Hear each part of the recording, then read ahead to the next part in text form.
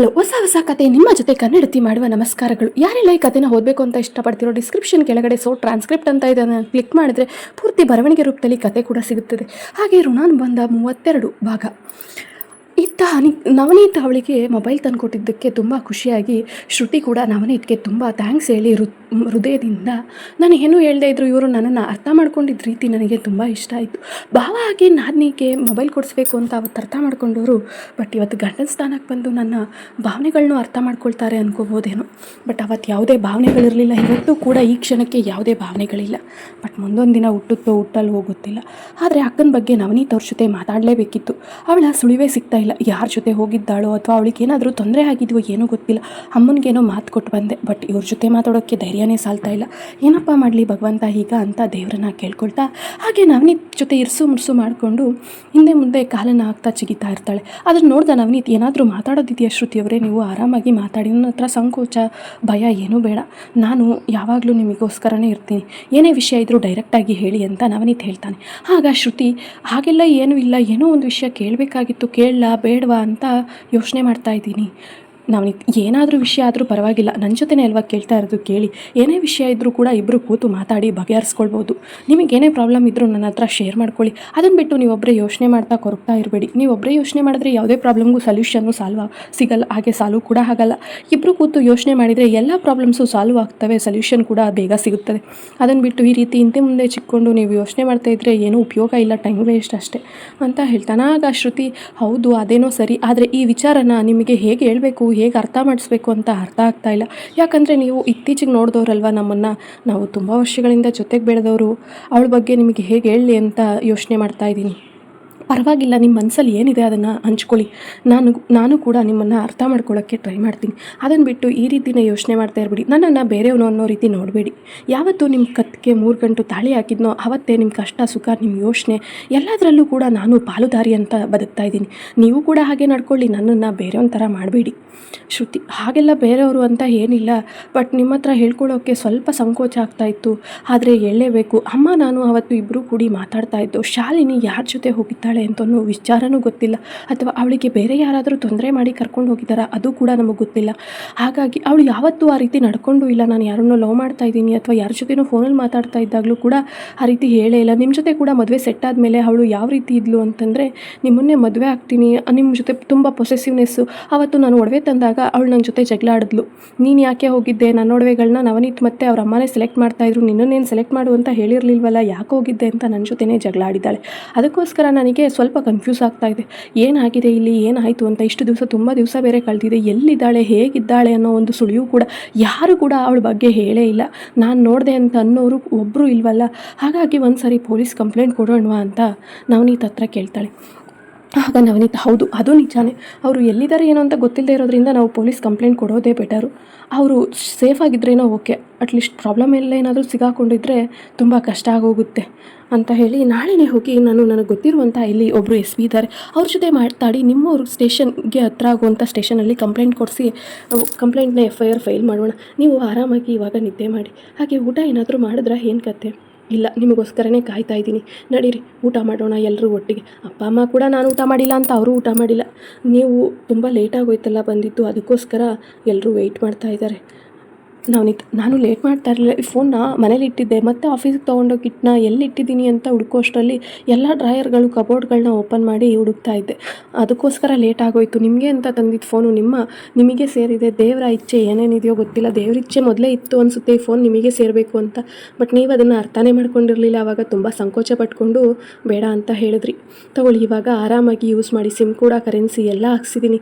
ನೀವು ಅಪ್ಪ ಅಮ್ಮಂಗೆ ಕಾಲ್ ಮಾಡಿ, ಆವಾಗವಾಗ ವಿಡಿಯೋ ಕಾಲ್ ಮಾಡಿ, ಹಾಗೆ 3 ದಿವಸಕ್ಕೆ 4 ದಿವಸಕ್ಕೊಮ್ಮೆ ಹೋಗಿ ಅವರನ್ನು ನೋಡ್ಕೊಂಡು ಬರೋಣ, ಹಾಗೆ ಅಲ್ಲೊಂದು 2 ದಿವಸ ಇದ್ದು ಕಾಲ ಕಳ್ಕೊಂಡು ಬರೋಣ.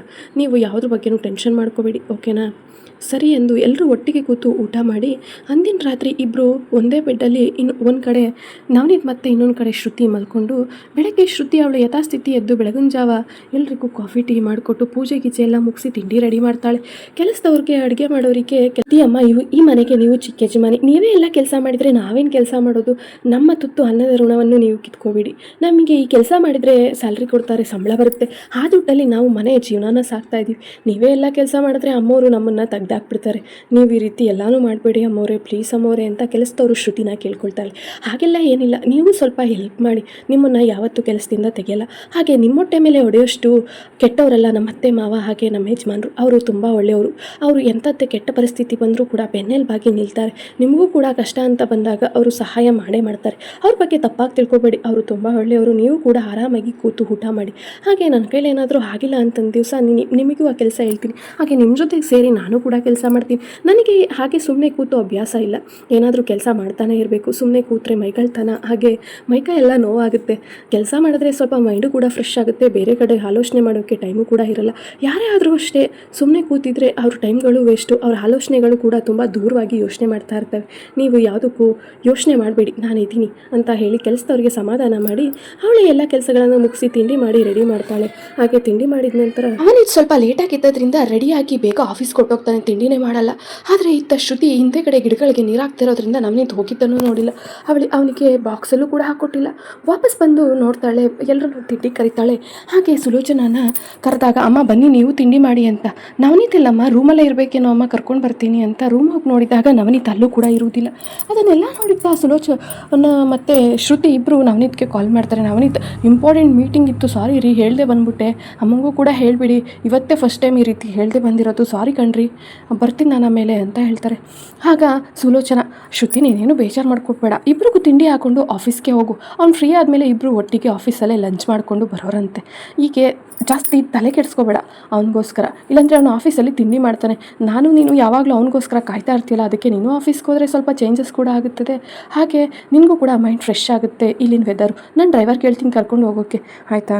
ಶ್ರುತಿ, ಸರಿಯಮ್ಮ ಆಯಿತು, ನೀವು ಹೇಳ್ದಾಗೆ ಮಾಡ್ತೀನಿ ಅಂತ ಹೇಳಿ ಅವಳು ಮಾಡಿದಂತಹ ಅವನಿಗೆ ಇಷ್ಟವಾದಂತಹ ರೊಟ್ಟಿ, ಪಲ್ಯ ಮತ್ತು ಕಾಳುಗಳು, ಸಾಂಬಾರು ಎಲ್ಲವನ್ನು ತಗೊಂಡು ಒಂದು ಲಂಚ್ ಬಾಕ್ಸ್ಗೆ ಹಾಕೊಂಡು ಇಬ್ಬರಿಗೂ ಒಟ್ಟಿಗೆ ಅಲ್ಲಿಗೆ ತಗೊಂಡು ಹೋಗ್ತಾಳೆ.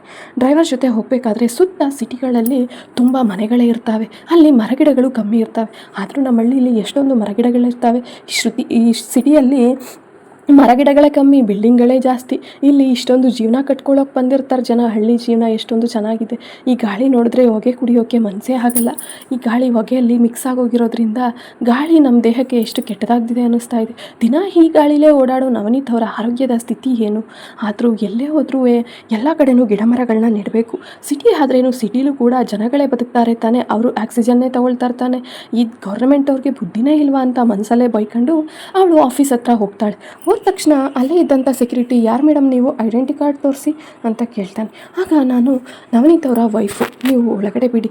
ಆಗಲ್ಲ ಮೇಡಮ್, ಒಂದು ಫೋನ್ ಮಾಡ್ತೀನಿ ಸರ್ಗೆ, ನೀವು ಆಮೇಲೆ ಒಳಗಡೆ ಹೋಗ್ಬೋದು ಅಂತ ಹೇಳಿ ನವನೀತ್ಗೆ ಕಾಲ್ ಮಾಡ್ತಾನೆ. ನವನೀತ್ ಹೊರಗಡೆ ಇದ್ದ CCTV ಕ್ಯಾಮ್ರಾದಲ್ಲಿ ಅವಳ ಹೆಂಡತಿ ಬಂದಿರೋದನ್ನ ನೋಡಿ ಸೆಕ್ಯೂರಿಟಿ ಗಾರ್ಡ್ಗೆ ಹೇಳಿ, ಜಲ್ದಿ ಕಳಿಸಿ, ಅವರು ನನ್ನ ವೈಫ್ ಕೂಡ, ನೀವು ಅವರಿಗೆ ಯಾವತ್ತೇ ಬಂದರೂ ತಡಿಬೇಡಿ, ಅವರು ಯಾವಾಗ ಬೇಕಾದರೂ ಬರ್ಬೋದು, ಯಾವಾಗ ಬೇಕಾದರೂ ಹೋಗ್ಬೋದು, ಅವರು ನನ್ನ ವೈಫ್, ಇವತ್ತೇ ಪರಿಚಯ ಮಾಡಬೇಕು ಅವಳನ್ನು ಪರಿಚಯ ಮಾಡಿದವರಿಂದ ಸೆಕ್ಯೂರಿಟಿ ಗಾರ್ಡ್ ನನ್ನವರೆಗೆ ಕಾಲ್ ಮಾಡಿದ್ದಾನೆ, ಪರಿಚಯ ಮಾಡಿದರೆ ಒಳಗಡೆಗೆ ಬಿಡ್ತಾ ಇದ್ರು ಏನು ಅಂತ ಹೇಳಿ ಅವಳು ಒಳಗಡೆ ಬಂದ ಮೇಲೆ ಆಲ್ ಆಫ್ ಯು ಸ್ಟಾಫ್ ಅಂತ ಕರೆದು ಎಲ್ಲ ಸ್ಟಾಫ್ಗೂ, ಇವರು ನನ್ನ ಹೆಂಡತಿ, ಇವರು ಮಿಸ್ಸಸ್ ಶ್ರುತಿ, ಈಗ ಎಲ್ಲ ಸ್ಟಾಫ್ ಕೂಡ welcome to my office ma'am, your office, my office no your office ಅಂತ ಹೇಳಿ ಎಲ್ಲರೂ ಕೂಡ ಶ್ರುತಿಗೆ ಹೃದಯದಿಂದ ವೆಲ್ಕಮ್ ಮಾಡಿ, ಹಾಗೆ ಅವ್ರ ಮ್ಯಾನೇಜರ್ಗೆ ಹೇಳಿ ಸಡನ್ ಆಗಿ ಬೊಕ್ಕೆ ಕೂಡ ತರಿಸಿರ್ತಾನೆ ನವನೀತ್.